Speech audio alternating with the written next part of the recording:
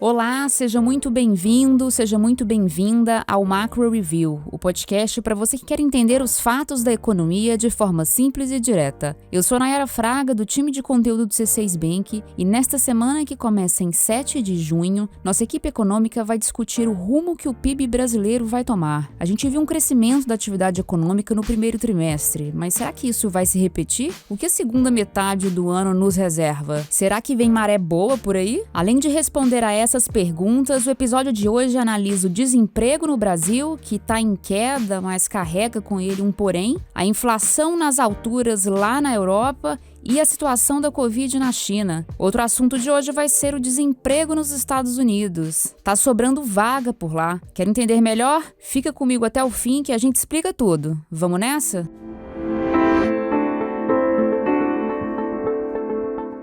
Para onde vai o PIB brasileiro, hein? Os dados que saíram na semana passada ajudam a gente a analisar. O Produto Interno Bruto do país, que é, relembrando aqui, a soma de todos os bens e serviços produzidos, ele cresceu 1% no primeiro trimestre de 2022, na comparação com o quarto trimestre do ano passado. O setor de serviços foi o que mais contribuiu para esse resultado. Depois de mais de um ano funcionando sob restrições sanitárias, o segmento recuperou o fôlego. Fazem parte do setor os salões de beleza, os hotéis, os restaurantes, as academias. O crescimento dos serviços foi de 1% no período, e uma expansão próxima disso ocorreu no consumo das famílias, o que possivelmente é um reflexo da reabertura dos serviços e da melhora nos dados de emprego do Brasil, que eu vou comentar mais pra frente. O segundo trimestre de 2022 também deve apresentar crescimento positivo, mas os bons ventos, eles não devem permanecer no segundo semestre,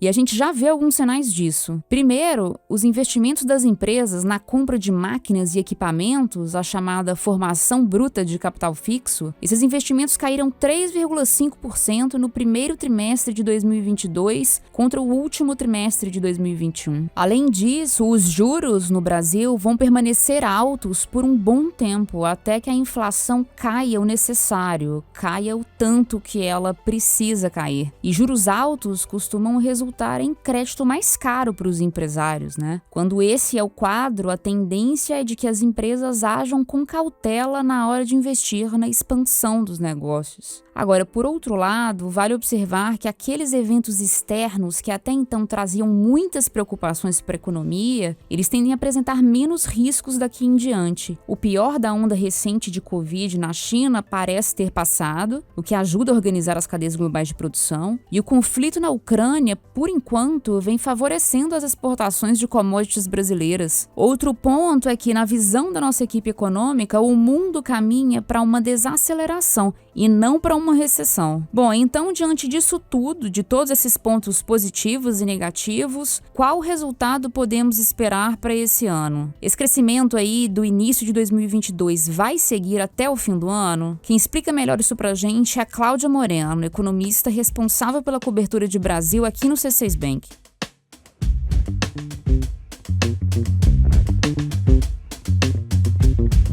Olha, Nayara, o PIB do primeiro trimestre veio abaixo do que a gente esperava. O resultado, como você disse, foi de um crescimento de 1% em relação ao quarto trimestre de 2021, sendo que o que a gente esperava era uma alta de 1,7%. A principal surpresa negativa foi em agropecuária, setor que costuma ser mais volátil mesmo, e que não necessariamente anda junto com as outras categorias do PIB, que são serviços e bens industriais. Esse é um dos motivos, aliás, que fez a gente manter nossa previsão de que o PIB vai fechar 2022 com um crescimento de 1,5%, ou até acima disso. O que a gente tem visto é que os indicadores da atividade econômica têm vindo bons. A produção industrial, por exemplo, teve uma leve expansão em abril, de 0,1%. A notícia é boa? Não é. A indústria tem andado de lado nos últimos meses, mas podia ser pior. A nossa expectativa era já ver alguma contração nesses últimos meses. E o que explica o desempenho recente da indústria? Do lado positivo é o preço das commodities, que está em alta no mercado internacional. E do lado negativo são os juros altos e outras as duas coisas. Primeiro, a desaceleração da economia global e segundo, a ruptura nas cadeias de produção decorrente do conflito na Ucrânia e da onda recente de Covid na China. Agora, voltando para o PIB, o resumo da história é o seguinte: a primeira metade do ano vai ser de atividade forte. O PIB deve registrar nova expansão no próximo trimestre, puxado mais uma vez pelo setor de serviços. Mas no segundo semestre, deve ocorrer uma desaceleração ou mesmo uma queda. Isso porque os serviços já reabriram, ou seja, não vão continuar contribuindo para o crescimento. E além disso, a economia deve sentir de maneira mais intensa os efeitos da alta de juros, como você falou, Nayara. Entendi, Cláudia. Vamos acompanhar de perto, então, os indicadores de atividade e ver se esse PIB de 1,5% se concretiza.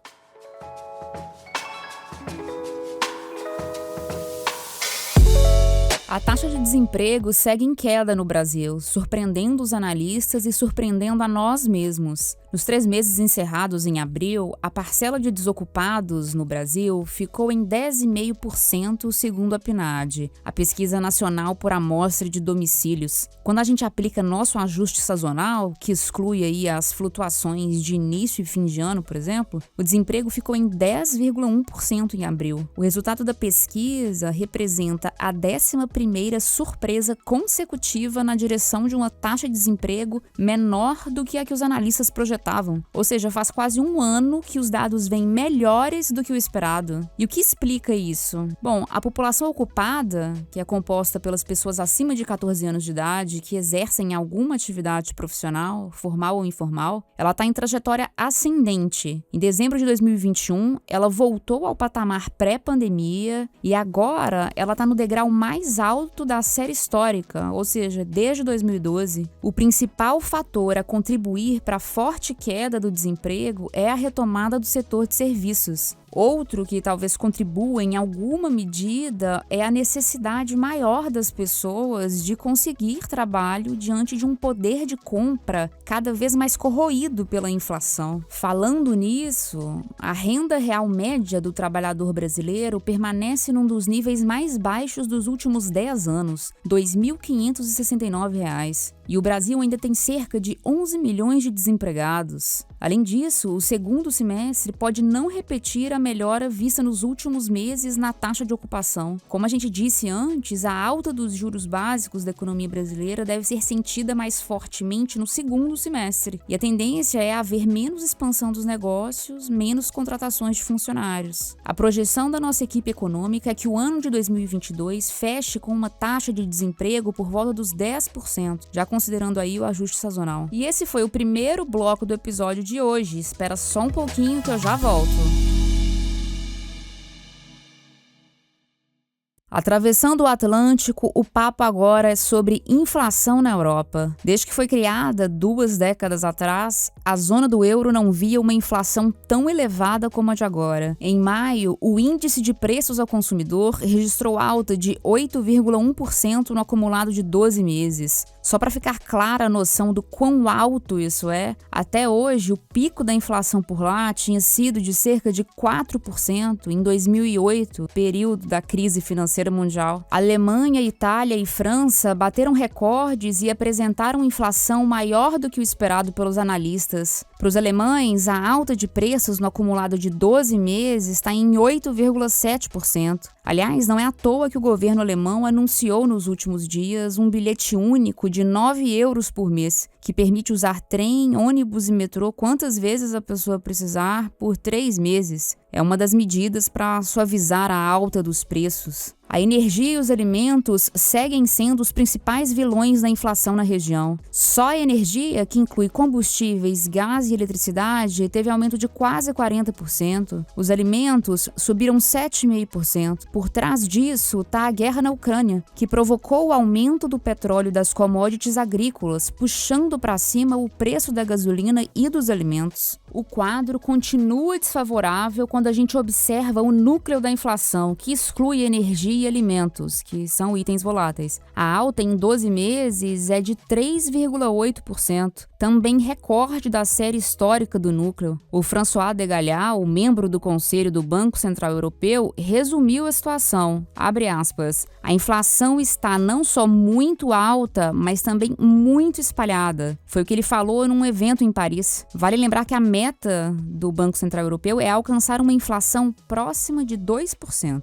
Partindo agora para a China, a Covid parece ter dado uma certa trégua para os chineses. Na semana passada, o número de novos casos no país estava em torno de 150 por dia, contra os 600 da semana anterior. Xangai, que é o centro financeiro da China e abriga um dos maiores portos do mundo, saiu do lockdown depois de 2 meses. A cidade apresentou um esquema gradual de retomada. Todas as fábricas puderam retornar com suas atividades e foi anunciado um alívio nas restrições sanitárias para 22 milhões dos 25 milhões de habitantes. Escolas, transporte público, shoppings e outros serviços vão voltar à ativa de forma faseada. Em Pequim, as autoridades locais afirmam que o surto foi controlado. Os novos casos diários saíram de cerca de 50 para 15 na quinta-feira passada. É pouco perto da nossa realidade, mas a política do governo chinês é de Covid zero. A gente explicou em detalhe essa estratégia no episódio 9. Para quem se interessar. E essa queda nos novos casos traz alívio para as cadeias globais de produção, para centenas de empresas ao redor do mundo que esperam já faz um tempo por chips e outros componentes-chave para a fabricação de diversos produtos. E nos Estados Unidos, trabalho não é problema não, viu? O desemprego por lá permanece num dos níveis mais baixos dos últimos 50 anos. Em maio, foram criados 390 mil empregos, acima da expectativa, e a taxa de desemprego permaneceu em 3,6% pelo terceiro mês consecutivo. O ganho médio por hora trabalhada aumentou 0,3% em relação a abril. No acumulado de 12 meses, a alta no salário dos americanos é de 5,2%, sinal de que os empresários estão aumentando incentivos para atrair funcionários. A disputa por trabalhadores por lá segue acirrada. Existem 2 vagas para cada americano que procura um trabalho, imagina. Agora eu vou compartilhar a agenda de dados econômicos que a gente vai acompanhar por aqui na semana. Na quinta-feira, 9 de junho, o IBGE divulga o IPCA de maio. Nossa equipe espera uma alta de 0,56% no mês, o que seria uma desaceleração em relação ao mês anterior. Isso deve ocorrer principalmente por conta do alívio nas contas de luz, que tiveram valor reduzido com o fim da bandeira escassez hídrica. No mesmo dia, o Banco Central Europeu divulga decisão de política monetária. Nossa expectativa é de que o banco anuncie o fim do programa de compra de ativos para o início do terceiro trimestre e sinalize o primeiro aumento de juros pós-pandemia para o mês de julho. Na sexta-feira, 10 de junho, aqui no Brasil, o IBGE divulga a pesquisa mensal do comércio de abril. O varejo ampliado deve apresentar alta de 0,9% em relação a março. A alta deve ser impulsionada por itens de materiais de construção e combustíveis. Também na sexta, mas lá nos Estados Unidos, o Departamento de Trabalho americano publica os dados de inflação ao consumidor, o CPI. Os preços devem seguir pressionados em razão do forte aquecimento da economia americana. É isso, chegamos ao fim do episódio. Obrigada a você que ficou comigo até aqui. Quem faz parte da equipe econômica do C6 Bank são o Felipe Salles, a Cláudia Moreno, a Cláudia Rodrigues, o Eliezer Jacob e o Felipe Mack. A produção e o roteiro são desse time todo, mais esta que vos fala. E a edição de som é da Thaís Andréa. Se você está ouvindo a gente no Spotify, não se esqueça de avaliar o nosso programa e deixar estrelinhas pra gente, hein? Se você está ouvindo no YouTube e gostou do conteúdo, deixa um like, comenta e aproveita para seguir o canal do C6 Bank. Uma boa semana para você e até a próxima!